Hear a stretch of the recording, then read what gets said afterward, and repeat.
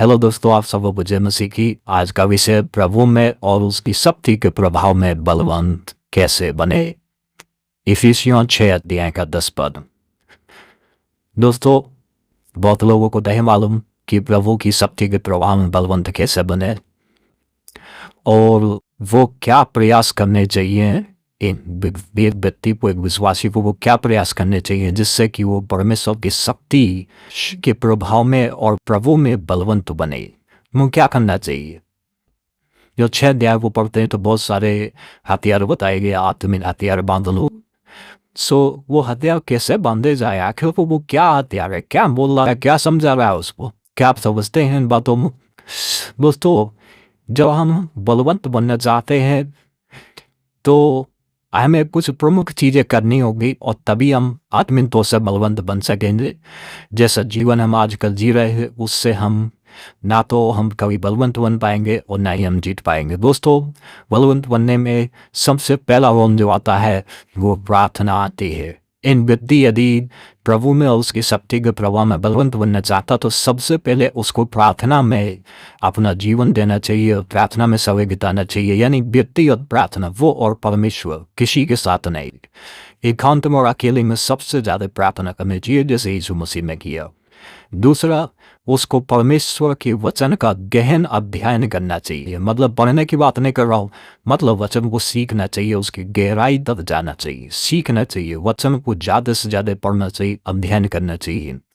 जैसे कि वचन संहिता 1 अध्याय के 2-3 पद में कहता है कि क्या ही धन्य वो पुरुष है ना। वचन को ज़्यादा अध्ययन करना चाहिए।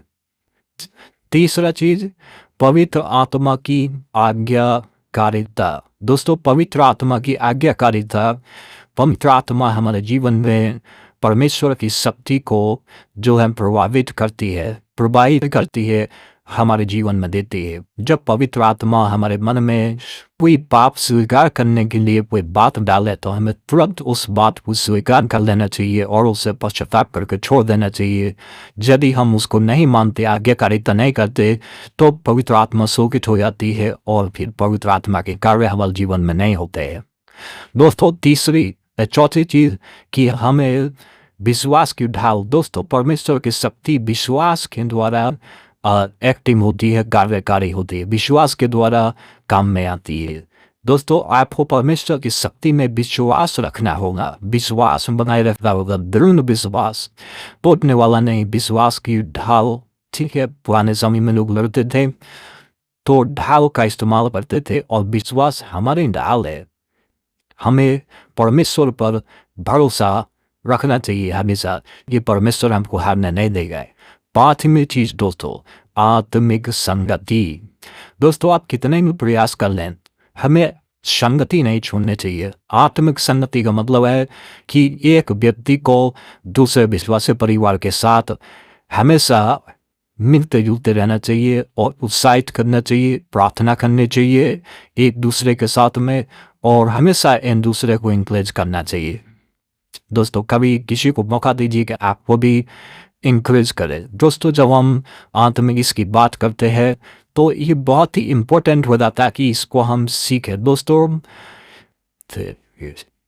बलवंत बनना संघर्षों का अंत नहीं है। बलवंत बनना संघर्षों का अंत नहीं है, बल्कि बलवंत होना संघर्षों को जीतने की काबिलियत अपने अंदर लाना ही बलवंतता है। हम बलवंत होकर ये सोचते हैं कि हम अपने जब बलवंत हो जाएंगे तो हम उसको हरा देंगे। नहीं, आप हरा नहीं पाएंगे, परंतु आप उन सब जो है अंधकार के कार्यों को या शैतानिक कार्यों को और संघर्षों को आप जीत लेंगे। आप उनसे हारेंगे नहीं, आप उनको जीत लेंगे। यहाँ हराने की बात नहीं हो रही है, आप जीत लेंगे। दोस्तों, संघर्ष को खत्म करने का नाम बलवंत नहीं है कि आप बलवंत है तो खत्म कर दिया। आप खत्म नहीं कर सकते, परंतु आप उसको जीत लेंगे। वो काबिलियत अपने अंदर लाना है। दोस्तों, कैसे लाना है? ये परमेश्वर के ऊपर निर्भरता से होता है। ऐसा नहीं आता किसी के जीवन में भी। जब तक आप परमेश्वर पर निर्भर नहीं होंगे, यीशु मसीह के बारे में जैसा लिखा है कि वो परमेश्वर के स्वरूप में होकर भी उसको अपने वश में रखने की वस्तु ना समझा, परंतु वो अपने आप को ऐसे शून्य कर दिया, दास का सौ धर्म किया है ना, और मनुष्य की समानता में हो गया। दोस्तों इसका मतलब ये है कि हमें अपनी शक्ति का, अपनी समझ का और अपनी ताकत का सहारा नहीं लेना, उस पर भरोसा नहीं रखना, परंतु हर कदम पे हमें परमेश्वर पर भरोसा रखना है। सो दोस्तों आज के लिए इतना ही। हमारे साथ जुड़ने के लिए बहुत धन्यवाद।